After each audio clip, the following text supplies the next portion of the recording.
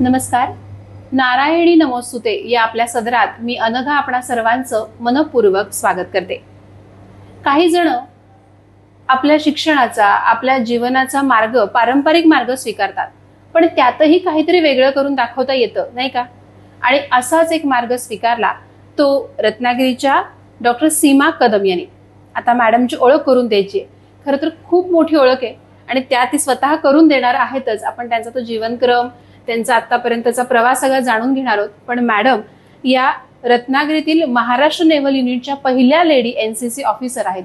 वाणिज्य शिक्षण क्रमात MCOM, MPhil, PhD, net, set अशा पदव्या त्यांनी प्राप्त केल्या. रत्नागिरीतील प्रसिद्ध अशा गोगटे जोगळेकर महाविद्यालयाच्या उपप्राचार्य, वाणिज्य विभागाच्या त्या उपप्राचार्य आहेत. त्यामुळे मॅडमचा हा प्रवास मी वेगवेगळे टप्पे सांगितलेत आणि हे टप्पे आता त्या उलगडणार आहेत. मॅडम, आपल्या कार्यक्रमात मनपूर्वक स्वागत आणि खूप खूप आभार, आपण वेळ दिला. कारण खूप मोठी जबाबदारी मॅडमवर आहे आणि त्या उपप्राचार्य आहेत, त्याशिवाय वेगवेगळी व्यवधानं सुद्धा आहेत. तर मॅडम, जाणून घ्यायला आवडेल की आपला जन्म कुठला आणि शिक्षण कुठे सुरू केलं? माझा जन्म आपल्या जवळच असणारा लांजा इथे केला. माझं 12वी पर्यंतचं शिक्षण सुद्धा लांजा न्यू इंग्लिश स्कूलला झालं. तिथेच मी वाणिज्य शाखेची ABCD गिरवली असं म्हणायला हरकत नाही. आणि त्यानंतर मात्र थोडंसं लांजातून रत्नागिरीला पुढचं एज्युकेशनसाठी येण्यासाठी सकाळी 6 वाजता बस असायची तेव्हा. आणि मग मला आठवतं की आमची जी बॅच होती 12वीची ती साधारणतः 100 जणांची बॅच होती. पण त्याच्यानंतर रत्नागिरीत जाऊन पुढचं BCOMचं एज्युकेशन घ्यायचं यासाठी मात्र मुलींपैकी कोणी बरोबर तयार नाही. मग आईने असा निर्णय घेतला, ठीक आहे, कोल्हापूर माझा आजोळ, तर मग तिथेच पुढचं एज्युकेशन, नाहीतर मामा मावश्या वगैरे सगळ्या कोल्हापूरमध्ये, तर तिथे लक्ष राहील, थोडंसं असं होईल. आणि मग त्यासाठी मी कोल्हापूरला गेले. तर कोल्हापूरला 12वी नंतर जे मी गेले ते डायरेक्ट MPhil करूनच परत आले. खूप मोठा टप्पा आहे शिक्षणाचा, बरोबर, एज्युकेशनचा म्हणायला हरकत नाही. पण मग रत्नागिरी आणि मग कोल्हापूर, तर मग शिक्षणाचं पद्धत बदल झाला. एक्झॅक्टली. माझं ऍडमिशन म्हणजेच रत्नागिरीत ऍडमिशन घ्यायचं का, मग इथे घ्यायचं तर मग ते हॉस्टेलमध्ये राहणं. तर मग असं हो ना करत करत शेवटी कोल्हापूर. थोडंसं मी होमसिकनेस होते तेव्हा, म्हणजे होमसिकनेस खूपच होता त्यामुळे. तर घर सोडून जायचं आधी नको पण वाटत होतं आणि एकीकडे एज्युकेशनचं हे कुठेतरी डोकावत होतं मला. आणि मग असं करता करता माझं ऍडमिशन खूप लेट झालं त्यामुळे, म्हणजे जुलै संपला होता तोपर्यंत. आणि तिथे महावीर कॉलेज, म्हणजे खरं तर कॉमर्स कॉलेजला मला पुढचं एज्युकेशन कॉमर्ससाठी घ्यायचं होतं, पण महावीर कॉलेजला ऍडमिशन मिळालं. आणि तिथे गेल्यानंतर मात्र एक समजलं की तिथे NCC आहे. आणि कुठेतरी लहानपणी गाडीच्या प्रवासातून ती परेड कुठेतरी बघितलेली, कदाचित डोक्यात आपल्या असतं ते कुठेतरी. आणि तेव्हा असं जाणवलं की इथे NCC आहे, तर बघूया चान्स मिळतो का आपल्याला. तर तिथे म्हणजे एज्युकेशन NCCचं ट्रेनिंग कॉलेजमध्येच झालं. आणि त्यावेळेला ॲक्च्युअली तिथे फुल सीट झाल्या होत्या, एनरोलमेंट संपली होती. पण एका मुलीने तिच्या काही कारणामुळे NCC सोडली, फर्स्ट इयरच्याच मुलीने, आणि ती सीट माझ्यासाठी होती. पुढचं जे काय घडायचं होतं त्याची सुरुवात होती. म्हणजे अक्षरशः मी आशाच सोडली होती की काय आता कम्प्लीट झाली, एनरोलमेंट मिळणार नाही, पण आणायचे. तुमची इच्छा पण प्रबळ होती. एक्झॅक्टली, मला आता तेच म्हणावं अशा आहे. आणि त्यामुळे तो NCCतला मग तिथे आत्ता खरं म्हणजे तिथल्या कॅप्टन रूपा शहा म्हणून, ज्या महाराष्ट्रातल्या पहिल्या ऑनररी मेजर म्हणून आत्ता आहेत, तर त्या माझ्या ज्याला NCCच्या मॅडम म्हणतो आपण, ANO madam, associate NCC officer, त्यांच्या अंडर माझं NCCचं ट्रेनिंग झालं.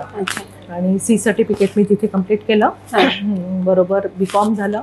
त्यानंतर MCOM फर्स्ट इयर करत असतानाच मी MPSCची एक्झाम दिली आणि ती पास पण झाले. आणि त्या याच्यामध्ये PSI होणं, NCC कॅडेट म्हणून एक स्वप्न होतं की आपल्या खांद्यावर स्टार लागले पाहिजे.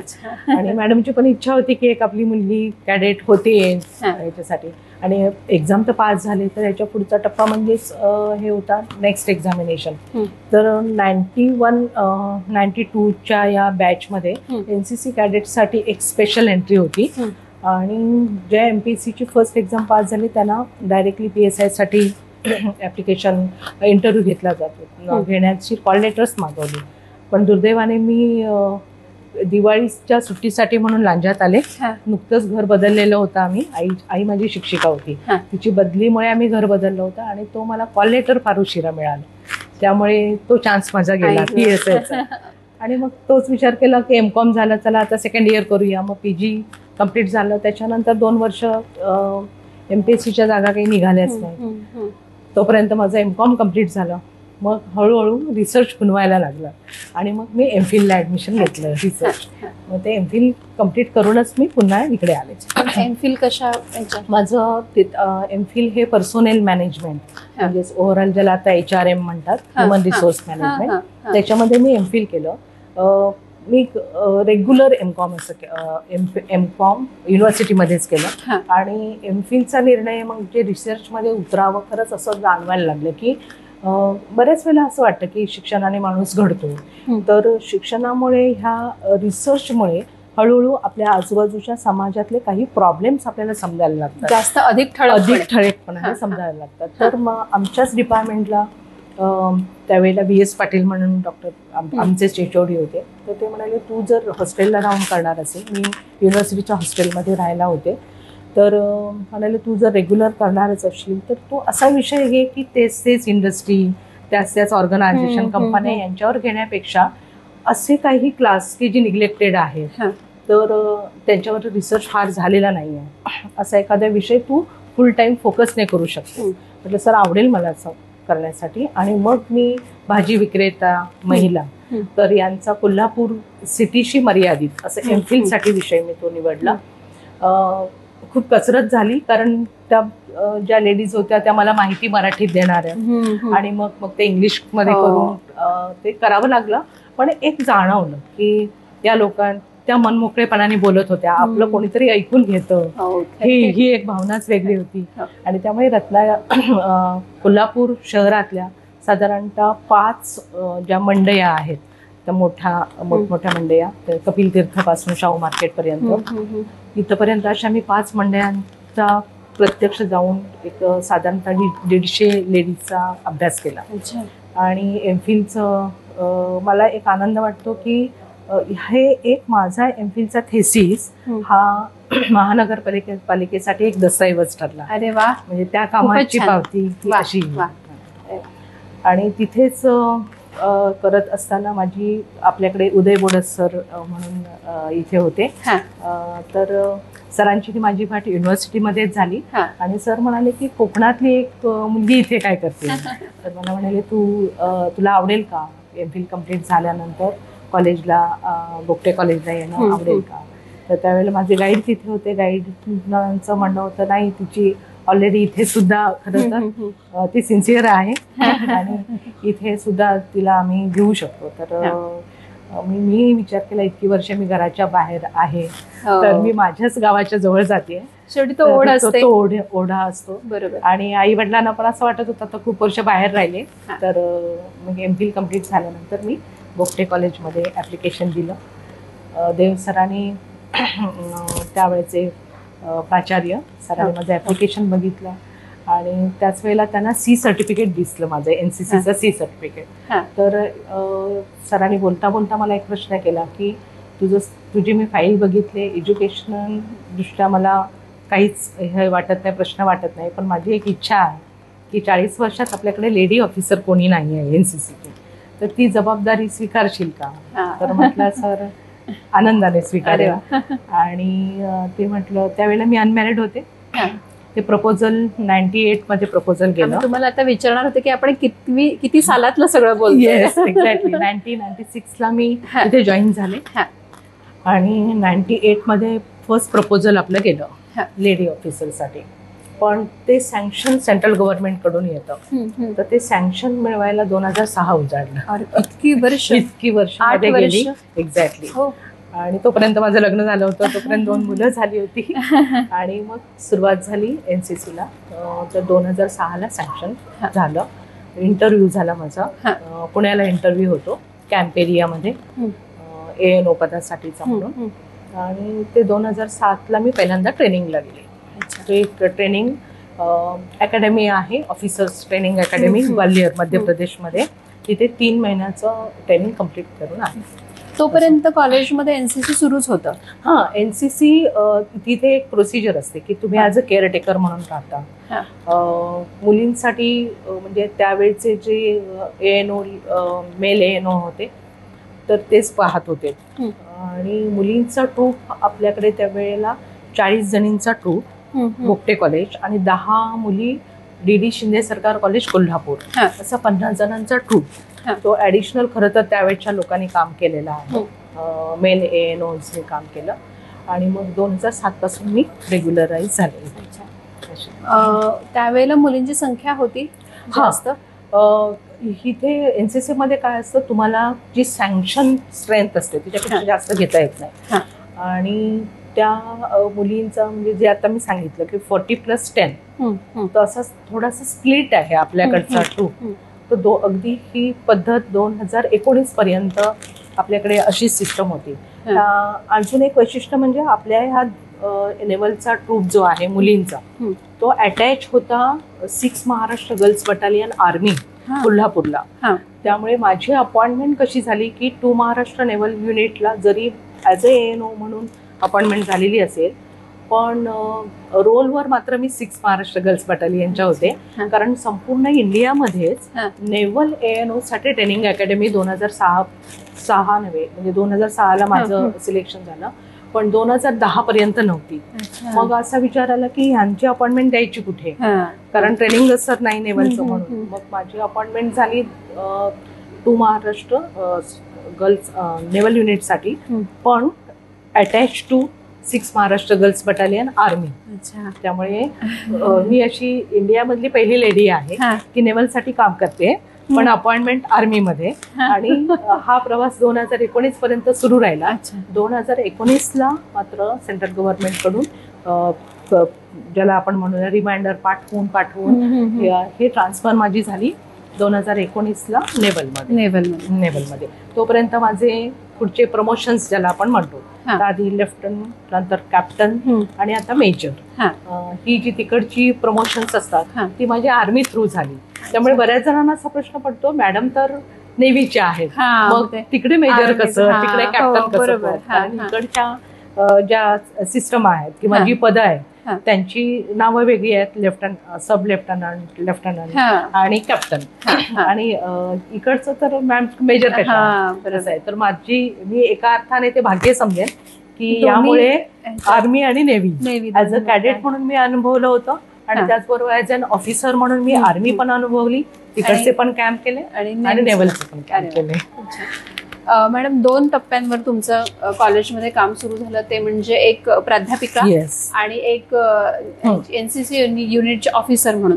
तर पहिल्यांदा आपण बोलूया ते एक शिक्षक, एक प्राध्यापक म्हणून तुमचा प्रवास कसा झाला, कारण मी PhD सुद्धा केलंय, हे सगळं आहे. तर हा प्रवास कसा झाला? मी MPhil करून इथे लागले, म्हणजे एंट्री पॉइंटलाच माझं MPhil होतं. आणि कॉमर्स मधली पहिली फुल टाइम लेडी टीचर म्हणून म्हटलं तर मीच.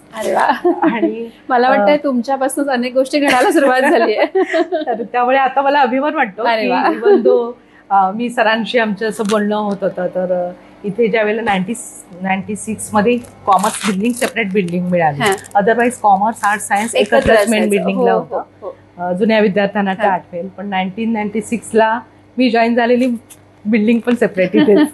आणि इथे त्याच्यानंतर साधारणतः 2-3 वर्षांनी आमच्या इथे ज्यावेळेला बांधकाम सुरू झालं म्हणजे ॲडिशनल काही रूम्स काढल्या गेल्या, तेव्हा सरांकडे आम्ही एक रिक्वेस्ट केली की सर म्हटलं एक लेडीजसाठी सेपरेट रूम असावी. तर तेव्हाच्या म्हणजे कलिगना वाटलंच की एक तर आहे, तर त्याच्यानंतर आवटे मॅडम होत्या, म्हणजे ज्या वर्षी मी लागले त्यावेळी माझी कलिग मॅडम नव्हत्या त्या लिव्हवर होत्या. पण दुसऱ्या वर्षी ह्या 2 लेडीज यांना सेपरेट रूम का, पण आता जाणं होतंय. आता माझ्या डिपार्टमेंटमध्ये आता फॅकल्टीमध्ये 12 लेडीज आम्ही आहोत. तेव्हाच एक सेपरेट. तर त्यामुळे होत होतं काय, एकतर अनमॅरिड लेडी एकच आहे, त्यामुळे एकतर चान्स म्हणूया. म्हणजेच मी खरंच असं म्हणेन की त्या संधी केवळ माझ्यासाठी होत्या की काय, की कल्चरलची टीम असू दे स्पोर्ट्सची टीम असू दे, वाङ्मय मंडळाची टीम असू दे, मुलींबरोबर जाणार कोण तर सीमा. असं त्यामुळे वेगवेगळ्या कमिट्यांमध्ये काम करण्याची संधी मिळाली. मी NSS प्रोग्राम ऑफिसर 1998 ते 2004 पर्यंत मी NSS प्रोग्राम ऑफिसर होते. मध्ये मध्ये सगळं टीम मॅनेजर म्हणून काम करत होते, जात होते. त्यामुळे वेगवेगळ्या स्तरावरच्या लोकांबरोबर म्हणजे अगदी सिव्हिल हॉस्पिटल, NSS म्हटल्यानंतर सिव्हिल हॉस्पिटलची डायरेक्टली संबंध येतो अनेक प्रोग्रामच्या अनुषंगाने. नेहरू युवा केंद्र असेल, आकाशवाणी असेल, अशा वेगवेगळ्या ठिकाणी कामातून काम ज्याला आपण म्हणतो आणि अनुभवानं समृद्ध होण्याची संधी मला मिळाली. आणि मला असं वाटतं की तुम्हाला मनापासून आवड आहे. बघा ना, शिक्षणासाठी तुम्ही लांजा सोडलत आणि कोल्हापूर गाठलं आणि त्याच्यानंतर परत रत्नागिरीला आला, तर ती तुमची आवड असल्यामुळे संधी सुद्धा तशाच उपलब्ध झाल्या असं वाटतं. अगदी. आणि कॅम्पच्या निमित्ताने आता तर नंतर LCC ला मी 2006ला सिलेक्शन झालं, 2007ला ट्रेनिंगला गेले.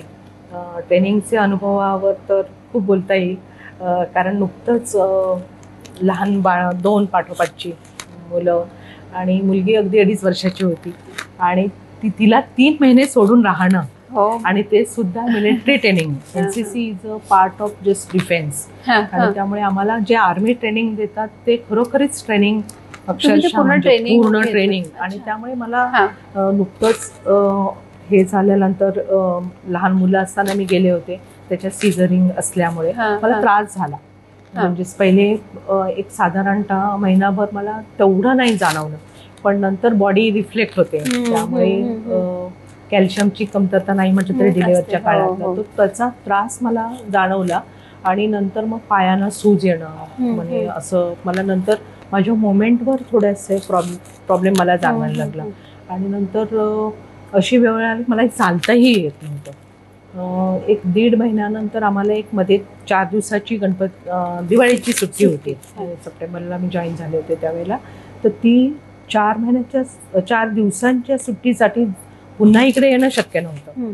तर माझे मिस्टर तिकडे आले मला भेटायला. त्यांनी माझी अवस्था बघितली, तर तिथल्या डॉक्टरांनी सल्ला दिला की यांच्या या सिच्युएशनमध्ये बेस्ट वे आणि ट्रेनिंग सोडून गेल्या तर चालेल, कारण मोमेंट होत नाहीये, त्रास होतोय, त्याला चालता येत नाही. तर त्यावेळेला विचार हाच केला, ह्यांना म्हटलं एक चान्स बघूयात आपण. जर ह्या 4 दिवसात माझी नाही रिकव्हरी झाली बऱ्यापैकी, मला नाही वाटलं, तर म्हटलं बॅग घेऊन जायला तयार आहे. पण हे म्हणाले तू करशील. मिस्टरांचा पण एक विश्वास होता. लहान मग तेव्हा डोळ्यासमोर एकच होतं की हे निघता निघता सरांना भेटून आले होते, प्राचार्यांना. सर तिला त्रास होतोय बऱ्यापैकी आणि काय करू. तर सर म्हणाले माझा विश्वास आहे तिच्यावर, ती कंप्लीट करून येईल. तर ज्यावेळेला ह्यांनी सांगितलं मला सरांचं वाक्य, म्हणजे सरांनी दाखवलेला विश्वास, मुलांचा समजूतदारपणा, मिस्टरांची साथ, मग असं वाटलं अजून आपण थोडेसे कष्ट केलं तर उरलेला 1.5 महिना आपण सहजी पार करू. आणि मग 4 दिवसात आम्ही थोडं बाहेरच्या डॉक्टरांची स्पेशालिस्टकडे गेलो. त्यांना माहितीच आहे आता ग्वाल्हेरच्या लोकांना, डॉक्टरना, की यांना ट्रेनिंग कसं असतं, हार्ट कसं होतं. मग ते म्हणाले 4 दिवस पूर्ण मॅडम विश्रांती घ्या तुम्ही, जस्ट लाईक बेड रेस्ट. माझे मिस्टर स्वतः स्पोर्ट्सचे आहेत, त्यामुळे डॉक्टरांच्या औषधं, मिस्टरांनी केलेला मसाज, दिलेली विश्रांती, त्या सगळ्याचा परिणाम म्हणून 4 दिवसात मला बऱ्यापैकी सूज उतरत निघाली. आणि त्यावेळेला डॉक्टरांनी एक सल्ला दिला, जर पुढचं ट्रेनिंग तुम्हाला करायचं असेल तर दर 2 तासांनी तुम्हाला पेन किलर्स घ्यावे लागतील. आता जाणवतोय त्रास त्याचा, पण मग उरलेला 1.5 महिना मी हे केलं की थोडंसं पेन किलर खाऊन माझं ट्रेनिंग कम्प्लीट केलं मी.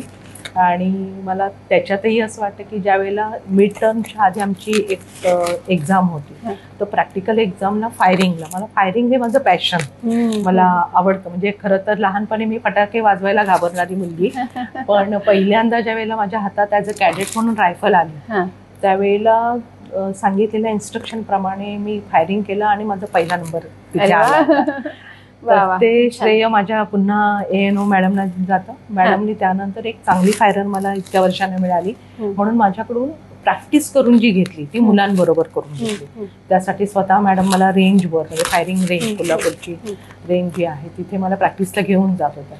इतक्या वर्षानंतर पुन्हा मी ॲज अ ऑफिसर म्हणून हातात रायफल घेतली.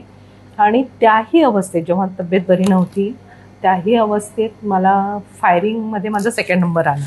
मग त्यावेळी तिथल्या ऑफिसरना समजलं ही मकरा पार्टी, म्हणजे जो आळशीपणा करतो त्याला मकरा म्हणतात डिफेन्समध्ये. तर त्यांना असं आधी वाटत होतं की मकरा पार्टी आहे, उगीच येत नाही आहे, म्हणजे पाया दुखतायत असं सांगतायत म्हणून. त्यावेळेला त्यांना जाणवलं की नाही, ही खरं बुद्धी आहे म्हणून. आणि तिथेही सिल्वर मेडल मला मिळालं कोर्समध्ये.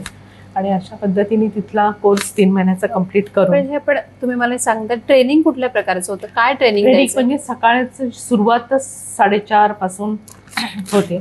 4:30ला उठून तुमचं आवरून बरोबर 5:30ला पहिली शिट्टी वाजते. त्यावेळेला तुम्ही याच्या पीटी ग्राउंडवर असलं पाहिजे. पीटी ग्राउंड साधारणतः 1-1.5 तासाचा सगळा त्याच्यामध्ये वॉर्मअप पासून रनिंग वॉर्मअप हे सगळं झालं की त्यानंतर आवरून ब्रेकफास्ट झाला. ब्रेकफास्टसाठी अर्धा तास मॅक्स टू मॅक्स. त्याच्यामध्ये युनिफॉर्म पण घालायचा आणि परेड ग्राउंडवर. मग परेड ग्राउंड ही दुपारपर्यंत साधारणतः 1 वाजेपर्यंत. पुन्हा 2 तासाची विश्रांती. त्या विश्रांतीमध्ये मग तुमचं बाकी रुटीन जे आहे कपडे धुण्यापासून सगळं. तर ते झाल्यानंतर पुन्हा 3 ते 5 लेक्चर्स. आणि त्यानंतर कंपल्सरी 5:30 वाजल्यापासून 5 ते 6 तुम्हाला पुन्हा गेमसाठीची तयारी. म्हणजे तिथेही कॉम्पिटिशन्स, म्हणजे फक्त खेळायचं असं नव्हे, रिलॅक्स व्हायचं असं नव्हे. काही प्रेझेंटेशनसाठी टॉपिक दिले जायचे, त्याची तयारी. आणि मग हा थोडासा फ्रेश, म्हणजे खरं तर गेममुळे फ्रेशनेस येतो. तो फ्रेशनेस झाल्यानंतर मग पुन्हा 7:30ला roll call compulsory. Roll call झाल्यानंतर मग तुम्ही आपापल्या प्रेझेंटेशनची तयारी करायची. मग आपलं प्रेझेंटेशन, आपल्या अभ्यासाची तयारी. साधारणतः 10:30ला पाईप डाऊन, म्हणजेच तुम्ही लाईट कंपल्सरी बंद करायचं, कारण पुन्हा 4:30ला उठायचं. तर असं एक हेक्टिक शेड्यूल होतं आणि कडक सगळं शिस्ती. म्हणजे माझे केस लांब होते ह्याच्यावर. जेव्हा मिड टर्म मध्ये मिस्टर भेटायला आले, मी समोर उभी राहिले तरी त्यांना समजलं नाही, कारण मी कट हा करावाच लागला. कारण माझे एक केस तर सिल्की, आणि थोडंसं जरी कॅपच्या बाहेर केस दिसले किंवा थोडं कॅपमधून बाहेर आलेले दिसले की म्हणजे पनिशमेंट हे तुम्हाला कोणी सांगण्याची गरज नाही. आपलं काहीतरी चुकलेलं आहे हे लक्षात आल्यानंतर ग्राउंडला 4 फेऱ्या. म्हणजे इव्हन दो आमचा जो प्रत्येकाला बेड सेपरेट, म्हणजे ट्रेनिंग इन्स्टिट्यूटमध्ये आहेच, रूममध्ये व्यवस्था सगळी, अगदी वॉशिंग मशीनपासून. पण तिथे आम्ही या 3 महिन्यात बेडवर आम्ही झोपलो नाहीत. बेडवर आमच्या युनिफॉर्म असायचा, की कुठेही एक सरवट म्हणजे सुरकुती दिसता कामा नये, इतकी काळजी त्या आम्ही याची घ्यायचो, युनिफॉर्मची घ्यायची. पण ऑल ओव्हर महाराष्ट्रातल्या 145 ऑफिसर्स ट्रेनिंगसाठी म्हणून आले होते. पण हा पूर्ण इंडिया तिथे होता त्या. आणि ती एक फॅमिली बनते, एकमेकाला सावरून घेणं. म्हणजेच माझ्या एका रूम मोठा तो माधवराव सिंधिया यांचा राजवाडा, ती एक अकॅडमी म्हणून सध्या आहे तिथे. खूप जुना राजवाडा आहे. आणि तिथे प्रत्येक रूम मध्ये 4 जणी, आणि त्या सुद्धा महाराष्ट्रातल्या 4 असं नाही, कोणत्या तर देशातल्या संपूर्ण अशा पद्धतीने. तर आम्ही 4 जणी एक फॅमिली मेंबर म्हणून झालो. त्याच्यामध्ये पंजाबची एक कौर म्हणून होती, साऊथकडची एक सिंधीच म्हणून होती ती. अशा एक मुली एकमेकांना सांभाळून घेणाऱ्या, भारताचं दर्शन हे तिथे. आणि मग समजतं की एनसीसीचा जो मोटो आहे की डिसिप्लिन अँड युनिटी, ती युनिटी खऱ्या अर्थाने अनुभवायला पण मिळते. आणि डिसिप्लिन शिकत असताना युनिटी तुम्हाला तारवते. आणि मॅडम मग तेव्हापासून असाच लुक आहे आणि तो छान आहे. आणि आता तर रिटायरमेंट पर्यंत तरी युनिफॉर्म मला घालावाच लागणार आहे. आणि आता ते कम्फर्ट वाटतं मला, म्हणजे पटकन आवरायचं झालं म्हटलं तर एक वेळेला मी गाडीतच मला आवरून कॉलेजला 7:30चं लेक्चर मी करू शकते पटकन. आणि युनिफॉर्म तर आहेच, पण तुमचा आत्ताचाही एक पेहरावाचा शिस्तीचा, व्यवस्थित, कुठेही असं हे नसलेलं आहे. ते बहुतेक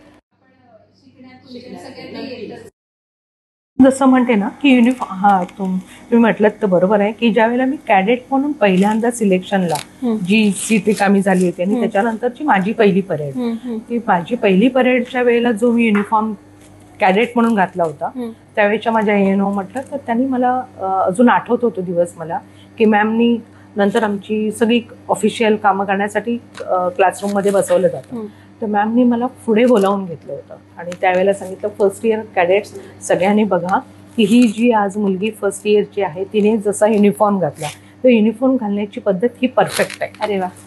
आणि हाच रिमार्क मला 2007 मध्ये जेव्हा मी पहिल्यांदा ट्रेनिंगसाठी गेले तिथे सुद्धा मी पहिल्याच दिवशी जो युनिफॉर्म घातला होता, ऍक्च्युली मला अजून एक C सर्टिफिकेट असल्यामुळे माझं डायरेक्ट प्रमोशन झालं. अदर टीचर्स ना, मग ते स्कूल टीचर्स असू दे किंवा कॉलेज टीचर्स असू दे, तर त्यांना ट्रेनिंग कम्प्लीट झाल्यानंतर आम्हाला एक नंबर मिळतो. तो आयडेंटिटी खरं तर आमची असते. तर तो नंबर ट्रेनिंग कम्प्लीट झाल्यानंतर असतो. पण माझ्या बॅचमध्ये ऑल ओव्हर इंडियामधून 6 जणी आम्ही अशा होतो की C सर्टिफिकेट होल्डर असल्यामुळे आमचं डायरेक्ट प्रमोशन झालं होतं. म्हणजे आमचं ट्रेनिंग होण्याच्या आधी आमच्याकडे नंबर होता. म्हणजे आम्ही ऑफिशियली ऑफिसर झाला होतो. तर ती एक क्रेज आहे युनिफॉर्मची. आणि ते तो कॉन्फिडन्स देतो, मान देतो, सन्मान देतो. आणि एक्झॅक्टली त्या युनिफॉर्म मध्ये अशी ताकद आहे की तुम्हाला जबाबदारी घेणं भागच पडतं. असे मॅडम, ट्रेनिंग घेऊन तुम्ही रत्नागिरीमध्ये आला, कॉलेजला पुन्हा सुरू झाला, सगळं युनिट तुमच्याकडे आलं. मग प्रशिक्षण देणं किंवा आता NCC म्हटलं की आम्हाला ती बोटीची सफर डिसेंबर मधली ती आठवते, कारण त्याच्यावर बरंच लिखाण करतो, बातम्या केलेल्या आहेत. बरोबर. तर तो सगळं त्याच्यानंतरचं कसं काय तुम्ही प्रवास केला? पहिल्यांदा ज्या वेळेला एक लेडी मेंबर आली आहे NCC मध्ये, तर कुठेतरी पालकांना सुद्धा असं वाटलं की म्हणजे आतापर्यंत NCC खरंच म्हणजे त्या काळातल्या माझ्या सिनियर्सनी जी NCC सांभाळली. आणि हळूहळू आता त्या काळात मोबाईलचं फॅड नव्हतं, आता हळूहळू मोबाईलचं फॅड आहे. तर मोबाईल असू दे, थोडी सुरक्षिततेबद्दलची अजून कुठे आजूबाजूच्या वातावरणाचा विचार केला तर सुरक्षिततेबद्दल ती एक साशंकता आहे. आणि अशा वेळेला एक लेडी असणं मुलींबरोबर तो एक विश्वास असतो. बऱ्याच वेळेला असंही होतं की सगळ्याच मुलींना इच्छा असून NCC करता येत नाही. तर मुळातच काहींना तो पॅन्ट शर्ट घालणं म्हणजे ॲज अ युनिफॉर्म तर त्याला परमिशन नसते. हे अजूनही होतं. म्हणजे काही मुलींच्या बाबतीत हे करावं लागतं. आपलं रत्नागिरी नाही म्हटलं तरी आजूबाजूच्या काही गावातून येणाऱ्या मुली आहेत. बरोबर. तर NCC ला जॉईन करून घेण्यापासून तिथे कन्व्हिन्स करण्याची गरज लागते. कॅम्पला बाहेर पाठवणं, कारण बरेच आधी मुळातच नेव्ही असल्यामुळे वॉटरबॉर्न ऍक्टिव्हिटीज सगळ्या असतात. तर ती एक सुरक्षिततेच्या दृष्टीने हमी असेल किंवा मुली बाहेर गेल्यानंतर त्यांच्या सुरक्षिततेबद्दलचं काय, तर ह्या सगळ्याबद्दलचं एक कन्व्हिन्स करावं लागतं, त्यांना समजावून सांगावं लागतं. ते पेरेंट्स असतील, मुलींना एक विश्वास द्यावा लागतो. आणि हेच वाटतं की गावातल्या मुली अशा एका ऑर्गनायझेशनमध्ये येत आहे की ज्यांना नॅशनल इंटरनॅशनल पर्यंत जाण्याची संधी मिळते. आणि म्हणूनच एक वेळेला खरंच कसरत होते. म्हणजे घर असेल, कॉलेज असेल आणि NCC असेल, ही कसरत होते. पण असं वाटतं जोपर्यंत ताकद आहे तोपर्यंत करावं. कारण आता जवळपास 50पेक्षाही जास्त मुली नॅशनल झालेल्या आहेत. त्यांनी नॅशनल कॅम्पमध्ये सहभाग घेतलेला आहे, अचिव्हमेंट झालेली आहे, मेडल्स मुलींनी मिळवलेली आहेत. आणि आता करिअर म्हणून फक्त पोलीस डिपार्टमेंटच मर्यादित नाही राहिलं, तर माझ्या काही मुली ऑफिशियल पायलट झालेल्या आहेत. काही मुली एक न्यूट्रिशन ऑफिसर्स म्हणून काम करत आहेत. काहींनी NGO स्टार्ट केलेला आहे. तर हे बघता असं वाटतं की ठीक आहे, ह्याची गरज आहे. आणि स्वप्न आहे माझं अजून एक की एक तरी माझी कॅडेट माझ्या समोर युनिफॉर्म मध्ये यावी. अरे वा. तर मॅडम, तुम्ही इतकी स्वप्न बघितली ती पूर्ण झालीत, हेही होईल असं मला वाटतं. असा एक आशावाद आहे माझ्या मुलींकडून, तो होईलच लवकर. मॅडम, ऑफिसर म्हणून जॉईन झाल्यानंतर तुमचे प्रमोशनचे टप्पे कोणते कोणते होते? पहिल्यांदा जसं म्हटलं की डायरेक्ट प्रमोशनमुळे लेफ्टनंट ही पहिली पोस्ट असते. तर याच्यानंतर 7 वर्षांनी तुम्हाला इथेही रिफ्रेशर करावा लागतो. मग तो रिफ्रेशर आम्हाला डायरेक्ट प्रमोशन असल्यामुळे एक रिफ्रेशर आम्हाला एक्झामटेड असतो. म्हणजे तो आम्हाला कमी नाही केला तरी चालतो. म्हणजेच आमचं जे फर्स्ट ट्रेनिंग होतं तो रिफ्रेशर म्हणून काउंट करतो ज्यांचं डायरेक्ट प्रमोशन असतं त्यांना. त्यामुळे माझं नेक्स्ट प्रमोशन माझं कॅप्टन जे आहे तर त्याला मला रिफ्रेशर नाही करावा लागला, तर तो डायरेक्टली प्रमोशन मिळालं मला. तर त्याच्यानंतर लेफ्टनंट झाल्यानंतर कॅप्टन, आणि कॅप्टन नंतर मेजरसाठी मी 2016ला पुन्हा गेले ग्वाल्हेरमध्ये, आणि तिथे 2016ला माझा मेजरसाठीचा रिफ्रेशर झाला. तेव्हाचा अनुभव मला सांगायला आवडेल की नाही म्हटलं तरी त्यावेळेचा जो ग्रुप आमच्या बरोबर होता, तर आम्ही सिनियर होतो आणि आमच्या बरोबर ते प्रायमरी ट्रेनिंग नव्हतं, तर कोर्स होता, रिफ्रेशर होता. तर इथे जबाबदाऱ्या अशाच की जे कमांडिंग ऑफिसर ज्या पद्धतीच्या जबाबदाऱ्या घेतात, एक युनिट सांभाळायचं, त्या प्रकारच्या ऍक्टिव्हिटी तुम्ही कशा ऑर्गनाईज कराल, म्हणजे या ऑर्गनायझरच्या ॲज अ ऍडमिनिस्ट्रेटर या रोल मधलं आमचं प्रशिक्षण झालं. आणि हे प्रशिक्षण करत असताना मग तुम्ही आतापर्यंत केलेलं काम, म्हणजे हे मला जाणवपूर्वक जाणवलं ते की आर्मी आणि नेव्ही दोन्हीकडे काम करत असल्याचा मला खूप फायदा झाला. की मी ट्रेनिंग करत होते आर्मीचं तिथेही आणि मी काम करत होते नेव्हलचं, तर ह्या दोन्हीचाही फायदा झाला ऍक्टिव्हिटीचं प्लॅन करत असताना, प्रेझेंटेशन करत असताना. आणि तोही एक ज्याला आपण म्हणूया प्रत्येक ट्रेनिंगने मला एक नक्की जाणवलं, जे ट्रेनिंग तिथे दिलं जातं ते हार्ड असतं. पुन्हा कॅपॅसिटी आपली समजली. मी 2007ला मी ट्रेनिंगला गेले होते, त्यानंतर 2016ला मी गेले रिफ्रेशरला, जवळजवळ 10 वर्ष, 9-10 एक्झॅक्टली. आणि पुन्हा 10 वर्षाने बॅकला आलो असं वाटलं, कारण फिजिकल फिटनेस वाढला आणि मेंटल कॅपॅसिटी वाढते. कुठेतरी आपल्यावरचाच विश्वास पुन्हा आपल्याला जागवल्यासारखा वाटतो, कारण आपण हे करू शकतो. पुन्हा रायफल हातात, पुन्हा पीटी परेड, सगळं पुन्हा अशाच पद्धतीने. फक्त आता सिनियर त्या असल्यामुळे रायफल प्लस तुम्हाला योगा हेही ट्रेनिंग दिलं जातं. तर तोही अनुभव घेता आला. शेवटचा दिवस जो होता त्यावेळेला मात्र मला खूप खूप म्हणजे मनातली हुरहुर म्हणा की ह्या अकॅडमीकडे, ज्या अकॅडमीने मला एक कॅडेटचं ऑफिसर बनवलं, त्या अकॅडमीमध्ये पुन्हा येण्याचा चान्स नाही ॲज अ सिव्हिलियन. ते आम्ही नंतर एक काय म्हणूया आफ्टर रिटायरमेंट कदाचित एक सैर होईल, एखादी ट्रिप होईल विथ परमिशन, पण तो अनुभवता नाही येणार. जे आम्ही नंतरचं ट्रेनिंग हे आमचं 28 दिवसांचं असतं रिफ्रेशर कोर्स. ते 28 दिवस पुन्हा कॅडेट झाले, अनुभवल्याने आले. अरे वा वा वा, खूप छान. एवढा मोठा प्रवास आहे मॅडम खरं तर, आणि अनेक कॅडेट्स तुम्ही घडवलेत आणि तुमची इच्छा आहे युनिफॉर्म मध्ये कोणतरी यावं. पण हे सगळं करताना एक समांतर आपलं कुटुंब आपल्या बरोबर फिरत असतं आणि त्याचं जे बॅकिंग असतं ते खूप महत्वाचं असतं. आणि तुम्ही सुरुवातीला सांगितलं की जेव्हा तुम्ही पहिलं ट्रेनिंग घ्यायला गेलात तेव्हा तुमची मुलं आणि तुमचे मिस्टर यांनी खूप चांगलं सपोर्ट केला, आणि तो मेंटल सपोर्ट असणंच गरजेचं आहे. ह्या प्रवासामध्ये कुटुंबाने अर्थातच साथ दिली, पण काय आठवण? मला खरंच म्हणजे मी भाग्यवान आहे, अर्थाने साथ देतो. म्हणजे एक टिपिकल वाक्य म्हणतो की एक यशस्वी पुरुष, यशस्वी स्त्री याच्या पाठीमागे असणारा अर्थातच बेटर हाफ असतोच, पण खऱ्या अर्थाने असं क्षेत्र आहे की ज्या क्षेत्रामध्ये तुम्हाला दरवर्षी मिनिमम 2 कॅम्प, 10-12 दिवस घराच्या बाहेर राहावं लागतं. जिथे 3 महिने मी घराला सोडून होते, जिथे 2-2.5 वर्षाचं मोठा मुलगा जवळपास 4.5 वर्षाचा, पूर्ण 4 वर्ष पण झालेली नव्हती, आणि मुलगी 2.5 वर्षाची.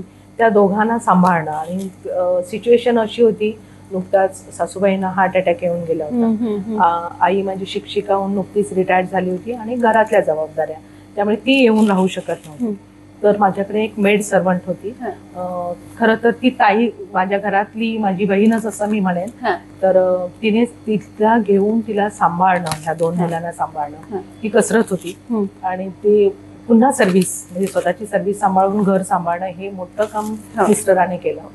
आणि मुलांचा समजूतदारपणा, म्हणजे त्या काळातला, म्हणजे तेव्हा मुलांना फारसं कळतही नव्हतं, पण नंतर पुढे पुढे मी आतापर्यंत जे काम करते NCC मध्ये, प्रत्येक दिवाळीला, प्रत्येक गणपती, प्रत्येक दिवाळी ही माझी बाहेर असते. ज्याला एक मध्ये मी ऐकलं होतं की नेटवर्किंग जर तुमचं चांगलं असेल तर तुम्हाला करिअर आणि तुमच्या ड्युटीज आणि घर याच्यामध्ये खूप बॅलन्स तुम्हाला छान करता येतो. तर तेच आहे. माझ्या सासूबाई दिवाळीचा फराळाचे डबे आदल्या दिवशी माझ्याकडे तयार येतात. म्हणजे हे त्यांचं प्रेम खरं. हा त्यांचा सपोर्ट, हे ते त्यांचं समजून घेणं. मग या जाऊबाई असतील, म्हणजे सासूबाई असतील, तर तिला वेळ नाही आहे ना, तर पण दिवाळी झाली पाहिजे, ती घरात नाही आहे तर आपण म्हणजे या पद्धतीने, म्हणजे हा एक सपोर्ट आहे, घरच्यांचा सपोर्ट. आई आणि वडिलांना कायमच एक अभिमान वाटेल. त्यांना म्हणजेच माझी नोकरी म्हणा, माझं कार्यक्षेत्र म्हणा, याच्यामुळे त्यांना मी प्रत्यक्ष फार वेळ नाही देऊ शकले, पण ते कायम आम्हाला म्हणायचे, तू आमच्या बरोबर आहेस, ते कर्तृत्वाने बरोबर राहा. खूप छान. तर त्यामुळे तू आम्हाला वेळ देत नाहीस याची कधीही गिल्ट मनात बाळगू नकोस, पण तू जे करतेस तर त्याला आमचा कायम आशीर्वाद राहा. आणि ते आता दोघंही हयात नाही आहेत, पण माझा पहिला नवदुर्गा पुरस्कार जो मला मिळाला सॅप्रॉन तर्फे आपल्या इथे रत्नागिरीतच झाला होता, तर त्या पुरस्काराच्या वेळेला आई बाबा दोघेही इथे होते. अरे वा. तर त्यामुळे त्यानंतर मला सावित्रीबाई फुलेंचा एक राष्ट्रीय स्तरावरचा पुरस्कार मिळाला. तो निदान त्याचे फोटो आणि ते बघण्यासाठी आई होती, बाबा नव्हते तेव्हा.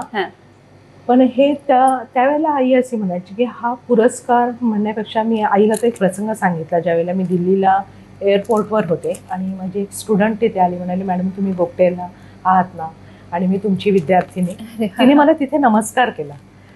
तर आई मला म्हणाली तो जो तू पुरस्कार घेतलास ना, त्या ट्रॉफीपेक्षा तिने मुलीने त्या एअरपोर्टवर सगळ्यांच्या समोर केलेला पुरस्कार हा सगळ्यात जास्त आहे. आणि कायम हे लक्षात ठेव, का त्याचे एखादा पुरस्कार नाही मिळाला तरी चालेल, पण मुलांच्या स्टुडंट म्हणून जे आहेत, विद्यार्थी आपले म्हणून आहेत, पालकांचा विश्वास जो आहे, ही विश्वासाचं जे हे स्थान आहे तो आपला खरा पुरस्कार असतो, शिक्षक म्हणा, ऑफिसर म्हणा. आणि मॅडम तुमचं योगदानच इतकं मोठं आहे की मला असं वाटतं की प्रत्येक ठिकाणी जिथे कुठेही तुमचे एक स्टुडंट सुद्धा जेव्हा तिथे भेटतील ते नक्कीच तुम्हाला. बऱ्याच वेळेला आम्ही जेव्हा याचा तर तो खरं थ्रिलिंग कॅम्प आहे. म्हणजे बऱ्याच जणांना एक वेळेला असं वाटतं मस्त अरे हे काय असे फिरतायत छान बोटीतून, तर ती सैर नक्की असते, पण ते सुद्धा ट्रेनिंग असतं मुलांना, की शिडाच्या बोटीतून जाणं आणि 10 दिवस समुद्रामध्ये राहणं, वेगवेगळ्या गावात जाणं, कोस्टल एरियामध्ये. आम्ही फक्त असं सागरी भ्रमण नाही करत, तर जिथे जिथे संध्याकाळी मी उतरतो तर तिथे जाऊन लोकांना पथनाट्याच्या स्वरूपात, कल्चरल प्रोग्रामच्या स्वरूपात काही असं सामाजिक संदेश सुद्धा देतो. म्हणजे ह्याच्यामध्येच अर्थातच स्वच्छ भारत, स्वच्छ अभियान हे तर आलंच, मुलींच्या संदर्भामधल्या एज्युकेशनशी रिलेटेड असणारं असेल, ह्या सगळ्याची सामाजिक भान देणारी अशी काही पथनाट्य बसवली जातात. तर त्या संदर्भातलं असेल, तर जेव्हा जेव्हा आम्ही अगदी सुरुवात करतो त्या सागरी मोहिमेला, तर याच्यावर प्रत्येक पोर्टवर गेल्यानंतर कोणतरी एक्स कॅडेट असतो, एक स्टुडंट असतो, ज्या शाळेमध्ये सोय होते किंवा गावामध्ये सोय होते तिथे कुठे ना कुठेतरी असं म्हणतात अरे मॅडम आल्या, गोगटे कॉलेजचे मॅडम आहेत, म्हणजे असं होतं. तेच आम्हाला ऑफिसर नेहमी म्हणतात अरे जहाँ जाते हैं हम आप ही के स्टुडंट रहते हैं. तर हा मोठा सन्मान वाटतो. आपण खूप बोललो, ह्या सगळा प्रवास तुमचा तुम्ही आम्हाला उलगडून सांगितला. जाता जाता एक विचारावं असं वाटतं की जेव्हा तुम्ही ऑफिसर म्हणून कामाला सुरुवात केली तेव्हाचे येणारे कॅडेट्स आणि आताचे येणारे कॅडेट्स, त्यांची मानसिकता किंवा ह्या सगळ्याकडे बघण्याचे कारण त्यांना बऱ्याच ठिकाणी उत्सवी स्वरूप आलेलं आहे. तेव्हा मोबाईल्स नव्हते, आता ते आलेले आहेत आणि ते जीवनाचा अविभाज्य घटक बनलेला आहे. तर हा एक फरक समजावून सांगताना तुम्ही काय संदेश पण द्याल तरुणांना? आपल्या मुलांकडे, कोकणी मुलांकडे तर मी म्हणेन सगळ्यात महत्त्वाचं जर काय म्हणूयात प्लस पॉईंट काय असेल तर आपल्याकडे मुळातच एक जी ताकद आहे की ज्याच्याकडे स्ट्रेंथ म्हणूयात आपण, ते फिजिकल स्ट्रेंथ आपल्याकडे आहे. म्हणजे आपली मुलं फार उंचीपुरी नसतील हाईटने, फार असं कम्पॅरेटिव्हली आपण वरच्या साईडचा विचार केला तर, पण नेव्हलसाठी, टिपिकली नेव्हलसाठी आवश्यक असणारी जी बॉडी आहे, बॉडी स्ट्रक्चर आहे, तो सडपातळच ती लागते, चिकाटी लागते, स्ट्रेंथ लागते, ते मुलांकडे आपल्या भरभरून आहे. दुर्दैवाने आत्ताच्या थोडंसं मुलांकडे हा मीडियाचा एक दुसरी चांगली बाजू पण आहे म्हणजे दोन्ही पद्धतीने सोशल मीडियाचा वापर म्हणत असताना पण थोडंसं कसं ग्राउंडवर गेल्यानंतर आपलं तो टॅन बसेल, ग्राउंडवर आपल्याला जास्त काम करावं लागतं. रविवार आधी मुळातच आमच्याकडे कसं ज्युनियर कॉलेज अटॅच आहे, त्यामुळे आम्हाला रविवारीच परेड एकत्र घेणं शक्य होतं. तर एक रविवार जातो. किंवा सुरुवातीला शिकण्यासाठी पनिशमेंट हा प्रकार जो आहे तो आता माइल्ड झालाय खरं तर खूप, पण ते शिकण्यासाठी स्ट्रेंथ निर्माण व्हावी लागते आणि तिथे शिकत असताना पनिशमेंट घेणं हे कुठेतरी निगेटिव्हली घेतलं जातं, रादर ते पॉझिटिव्ह व्हायला हवं. म्हणजे कोणतेही कौशल्य हे आपोआप नाही होत. म्हणजे अगदी तो तबला वाजवत असताना सुद्धा फोटो फोडून घ्यावी लागतात. तसंच चालत असताना तुमच्या पर्सनॅलिटीला एक ग्लो येण्यासाठी तुम्हाला कष्ट घ्यावे लागतात फिजिकली आणि मेंटली. आणि एनसीसी फक्त फिजिकल ऍक्टिव्हिटी नाही, इट्स अ इंटेलेक्च्युअल ऍक्टिव्हिटी. मग तिथेही अभ्यास आहे. तर हे सगळं सांभाळणं आणि पुन्हा अभ्यास. पूर्वी कसं होतं, अॅन्युअल सिस्टम होती, वार्षिक परीक्षेचा असा पॅटर्न होता. आता होतं काय म्हणजे त्याला दुसरी पण बाजू आहे.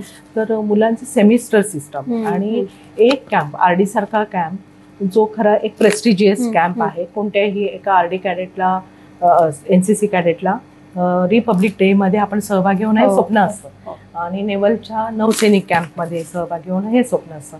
पण ह्या कॅम्पमध्ये सिलेक्शनच्या प्रोसेसमध्ये साधारणतः 5 कॅम्प्स करावे लागतात. मग तेवढा स्टडी बुडतो नाही म्हटलं तरी. आणि ती कुठेतरी माझं मग सेमिस्टर काय होणार आहे तर ती चुकणार आहे, सेमिस्टर एक्झाम चुकणार आहे. मग मला एटीकेटी प्रकाराला बसावं लागेल ही कुठेतरी मनातली भीती. अर्थात एनईपीने ते पण नापास हे नाही आहे, तुम्हाला क्रेडिट्स कम्प्लीट करायचे हे आहे. पण इथे कुठेतरी पालकांचा जर सपोर्ट असेल की बाबा तू फेल नाही होत आहेस, तुला थोडीशी एक्झाम म्हणून ऍडिशनल थोडंसं द्यावं लागणार आहे, पण उद्या या स्ट्रेंथवर, याच प्रकारच्या नॅशनल स्वरूपाच्या अनुभवांवर, कारण वेगवेगळ्या प्रकारच्या सर्व्हिसमध्ये, मग अगदी पोलीस डिपार्टमेंट असेल, NCC special entry for defence, अशी करिअर ऑपॉर्च्युनिटी असते. मुळात तुमच्यामध्ये एक फिजिकल आणि मेंटल जो टफनेस येतो, पर्सनॅलिटी जी एक बनते ती लाईफ लॉंग असते. म्हणजेच एक नेव्हल कॅडेट आज स्विमिंग शिकला ट्रेनिंग म्हणून, तर स्विमिंग हे लाईफ लॉंग राहणार आहे ना, कौशल्य म्हणून ते लाईफ लॉंग राहणार आहे. तर ह्याची एक जाणीव मुलांमध्ये जर व्हावी असं मला वाटतं की अदर वेगवेगळ्या भागांमधून ज्यावेळेला आम्ही कॅम्प करतो त्यावेळेला जाणवतं की एनसीसीसाठी मुलं एनसीसी मिळावी म्हणून प्रयत्न करतात आणि आम्ही इकडे मुलं या म्हणून विचारतो. तर ते एक थ्रिल थोडंसं थ्रिल आपल्याकडे अजून त्याच्याबद्दलची जाणीव व्हावी लागणार आहे. मुलांनी शॉर्ट टर्म बेनिफिट पेक्षा लॉंग टर्म बेनिफिटचा विचार करून कष्ट घेण्याची ताकद जर ठेवली तर वेगवेगळ्या प्रकारच्या करिअर ऑपॉर्च्युनिटीज त्यांच्या समोर येतील, एवढं वाटतं मला. त्या मुलांनी सुद्धा या सगळ्या गोष्टीकडे लक्ष दिलं पाहिजे. आणि मुळात करिअर आणि तुमचं कोणतंही काम, म्हणजे करिअर ज्याला आपण काय म्हणतो, तर तुम्ही ज्याच्यामध्ये स्वतःला सिद्ध करणार आहात, जे काम करणार आहात, आणि प्लस तुमच्याकडे एक व्यक्ती म्हणून येणाऱ्या जबाबदाऱ्या, मग स्त्री म्हणून येणाऱ्या जबाबदाऱ्या असतील, तसंच एक मुलगा म्हणून, मुलगी म्हणून तुम्हाला येणारे, मी स्टुडंटच्या बाबतीत बोलते की तुम्हाला ह्या जबाबदाऱ्या येणारच आहेत. तुम्ही कोणाचा तरी मुलगा, कोणाचा तरी भाऊ आहात, ही गोष्ट आहेच. पण त्याचबरोबर उद्याच्या एक चांगल्या भारताचा आपण एक चांगला घटक होणार आहोत, तर त्याची एक जाणीव, त्याबद्दलची एक कर्तव्याची जाण, सामाजिक भान असं मिळवून देणारं ही ऍक्टिव्हिटी आहे. एक largest organisation in the India as well as in the world असं म्हणून एनसीसीकडे जे बघितलं जातं, तर त्याच्यामध्ये ती ताकद निर्माण करून देण्याची संधी तुम्हाला मिळते, तर त्याचा उपभोग घ्यावा मुलांनी, ती कळकळीची विनंती. अगदी अगदी.